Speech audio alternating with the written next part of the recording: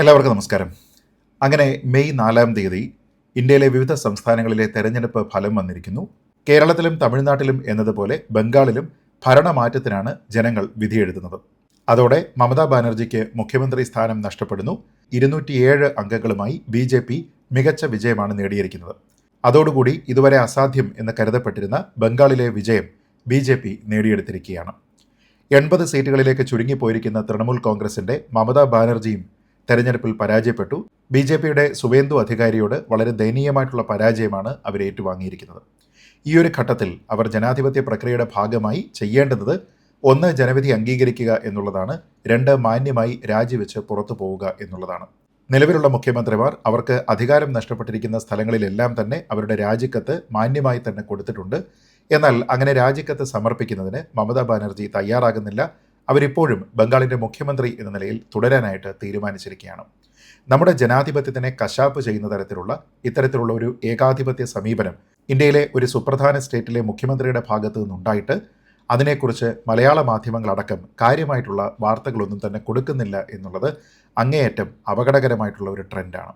എന്താണ് സത്യത്തിൽ ബംഗാളിൽ നടക്കുന്നത്? എന്തുകൊണ്ടാണ് മമതാ ബാനർജി ഇത്ര ധാർഷ്ട്യത്തോടെ ഏകാധിപത്യ സ്വഭാവം തുടരുന്നത്? ജനാധിപത്യത്തിനെ അവരെന്തുകൊണ്ടാണ് നോക്കുകുത്തിയാക്കി മാറ്റുന്നത്? ഇനി ബംഗാളിലുള്ള നിയമപരമായിട്ടുള്ള വഴി എന്താണ്? ഈ കാര്യങ്ങളെക്കുറിച്ചാണ് ഈ വീഡിയോയിൽ പറയുന്നത്. നോക്കാം. ഇതിൽ ഒന്നാമത്തെ കാര്യം, തെരഞ്ഞെടുപ്പ് പരാജയത്തിനെ തുടർന്ന് മെയ് മാസം 5-ാം തീയതി, അതായത് ഇന്നലെ, മമതാ ബാനർജി മാധ്യമങ്ങളോട് പറഞ്ഞത്, ഞാൻ പരാജയപ്പെട്ടിട്ടില്ല, അതുകൊണ്ട് തന്നെ ഞാൻ ലോക്ഭവനിൽ പോയി അവിടെ എൻ്റെ രാജിക്കത്ത് കൊടുക്കില്ല എന്നാണ്. അതായത് തനിക്ക് അധികാരം നഷ്ടപ്പെട്ടിരിക്കുന്നു. 200-ലധികം MLA-മാരുമായി BJP അധികാരത്തിലേക്ക് വരുമ്പോൾ വെറും 80 അംഗങ്ങളുമായി മാത്രം താൻ അധികാരത്തിൽ തുടരും എന്നാണ് അവർ പറയുന്നത്. അവർ തന്നെ തെരഞ്ഞെടുപ്പിൽ പരാജയപ്പെട്ടു. അതായത് ഇനി വരുന്ന സഭയിൽ ഒരു MLA ആയിരിക്കാനുള്ള യോഗ്യത പോലും മമതാ ബാനർജിക്കില്ല. പക്ഷേ എങ്കിലും അവരുടെ ധാർഷ്ട്യത്തിനെ തുടർന്ന്, അവരുടെ അധികാര ദുർവിനിയോഗത്തിനെ തുടർന്ന് അവർ പറയുന്നത് താൻ രാജിവെക്കില്ല, താൻ തന്നെയാണ് ഇപ്പോഴും മുഖ്യമന്ത്രി എന്നാണ്.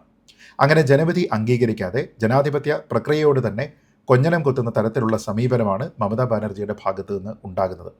മമതാ ബാനർജിയെ പ്രകീർത്തിച്ച് നടന്ന നിരവധി ആൾക്കാർ നമ്മുടെ നാട്ടിലുമുണ്ട് എന്നതിനെക്കുറിച്ച് അറിയാം. പക്ഷേ അവരുടെ ഏകാധിപത്യ പ്രവണത ഇത്രത്തോളം പരസ്യമായിട്ട് പുറത്തു വന്നിട്ടും, പരസ്യമായിട്ട് താൻ മുഖ്യമന്ത്രി സ്ഥാനം രാജിവെക്കാൻ പോകുന്നില്ല എന്ന് പറഞ്ഞിട്ടും, തോറ്റ തെരഞ്ഞെടുപ്പിൽ താനാണ് ജയിച്ചത് എന്ന് പറഞ്ഞിട്ടും, തങ്ങൾക്ക് മമതാ ബാനർജിയെക്കുറിച്ച് നേരത്തെ ഉണ്ടായിരുന്ന അഭിപ്രായത്തിനെ തിരുത്തി പറയുന്നതിനോ, മമതാ ബാനർജി കാണിക്കുന്നത് ജനാധിപത്യത്തിനെ കശാപ്പ് ചെയ്യലാണ് എന്ന് പറയുന്നതിനോ ഇക്കൂട്ടരാരും തന്നെ, അത് രാഷ്ട്രീയ നേതാക്കളായിക്കോട്ടെ മാധ്യമപ്രവർത്തകരായിക്കോട്ടെ, ഇവരൊന്നും തന്നെ തയ്യാറാകുന്നില്ല എന്നുള്ളതാണ് ഇതിൽ ഏറെ അപകടകരമായിട്ടുള്ള ഒരു കാര്യം. തോറ്റമ്പിയ ഒരു തെരഞ്ഞെടുപ്പിൽ തനിക്കാണ് ധാർമ്മിക വിജയം എന്നാണ് മമതാ ബാനർജി പറയുന്നത്.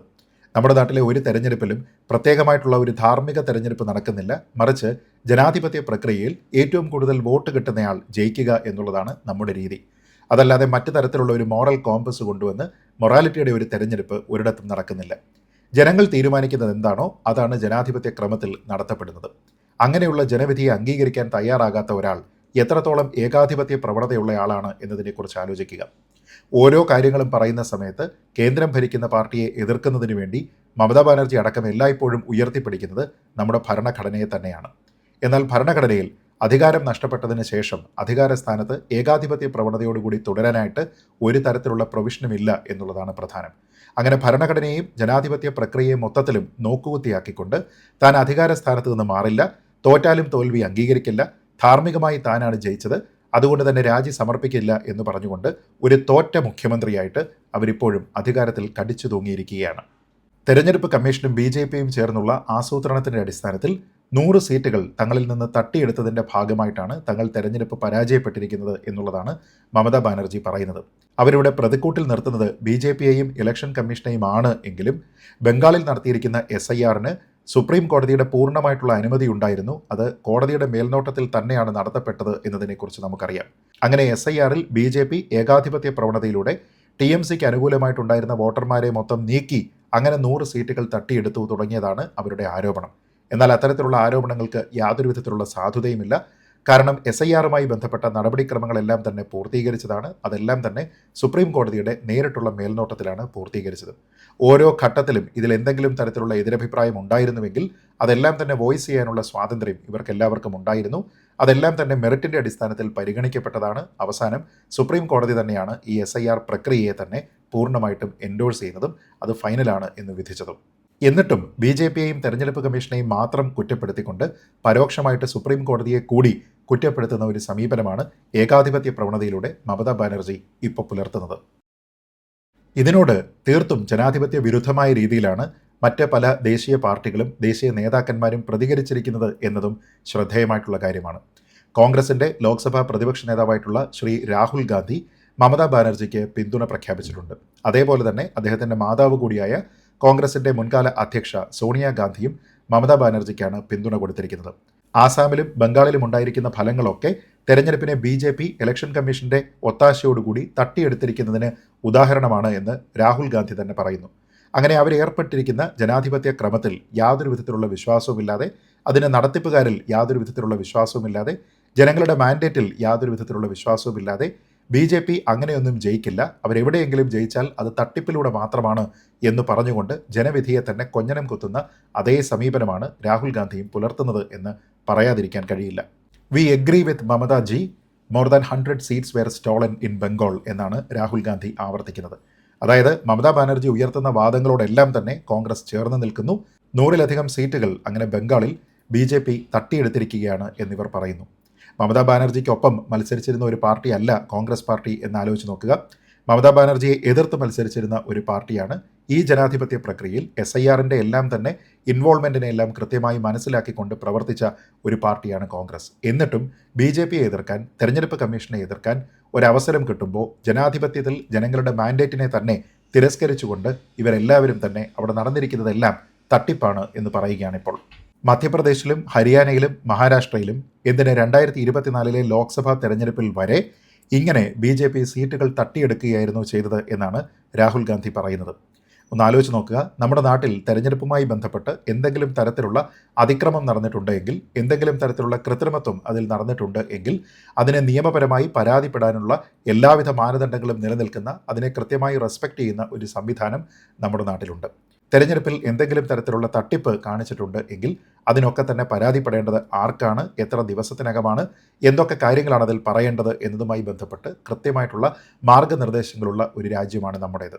ആ പ്രക്രിയയിലേക്കൊന്നും തന്നെ പോകാതെ തങ്ങൾക്ക് അനുകൂലമല്ലാത്ത ഫലം വരുന്ന എല്ലാ സ്ഥലങ്ങളും, അത് മധ്യപ്രദേശ് ആയിക്കോട്ടെ, ഹരിയാന ആയിക്കോട്ടെ, മഹാരാഷ്ട്ര ആയിക്കോട്ടെ, കഴിഞ്ഞ ലോക്സഭാ തെരഞ്ഞെടുപ്പ് ആയിക്കോട്ടെ, ഇപ്പോഴത്തെ ബംഗാളിലെ തെരഞ്ഞെടുപ്പ് ആയിക്കോട്ടെ, അതിലെല്ലാം തന്നെ BJP ആൾക്കാരുടെ മാൻഡേറ്റിനെ തട്ടിയെടുത്തിരിക്കുകയാണ് എന്ന് ഒരു ഉളുപ്പുമില്ലാതെ പറയാനായിട്ട് ലോക്സഭാ പ്രതിപക്ഷ നേതാവിന് എങ്ങനെ സാധിക്കുന്നു എന്നുള്ളതാണ് നമ്മൾ ചിന്തിക്കേണ്ടത്.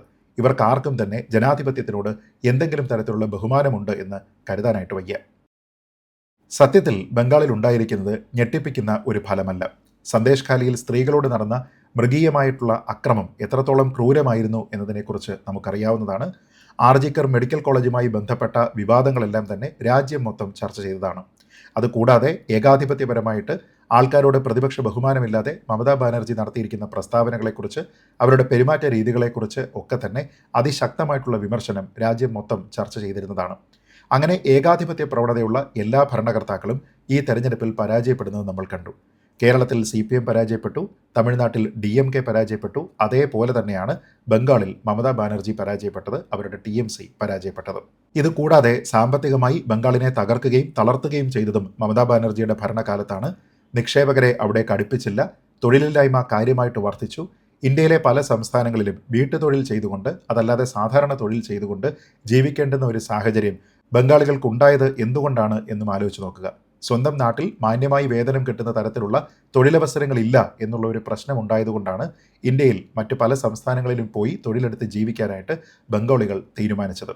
അവർ മാത്രമല്ല, വിദ്യാർത്ഥികൾ പോലും മറ്റു പല സംസ്ഥാനങ്ങളിലേക്കും കുടിയേറേണ്ടുന്ന സാഹചര്യമുണ്ടായി.